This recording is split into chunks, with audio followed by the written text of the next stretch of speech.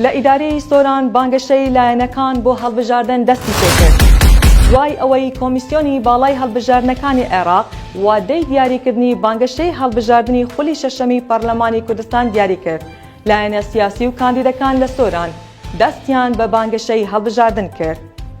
بەپێی بڕیاری کۆمیسیۆن لە کاتژمێر 12 شەوی ڕابردوو هەموو لایەنەکان و بربژێرەکانی پەرلەمان دەتوانن دەست بە بانگەشە بکەن. دوای ئەو وادەیە شەقام و گەڕەکەکانی سۆران ڕەنگاوڕەنگ بوونە و بەبێ جیاوازی دەستکراوە بە بانگەشە. ئەوەی جێگی تێبینی هاوڵاتیانە بانگەشەکە لە شەقام و شوێنەکان دەست پێکراوە. تا ئێستا لەلایەن شارەوانی سۆران لایەنە سیاسی و کاندیدەکانی ناچار نەکردووە لە شوێنێکی تایبەت بانگەشەکە بکەن. تەواوی لیست و کاندیدان بە شێوەیەکی بربڵاو لە هەموو شوێنێکی ئیدارەی سەربەخۆی سۆران دەستیان بە هەڵواسینی وێنە و دروشمەکانیان کردووە. ئەمساڵ ماوەی بانگەشەی هەڵبژاردن کەمترە بە بەراورد بە خولەکانی ڕابردوو کە بڕیارە لە 20 مانگی داهاتوو هەڵبژاردنی پەرلەمانی کوردستان بەڕێوە بچێت.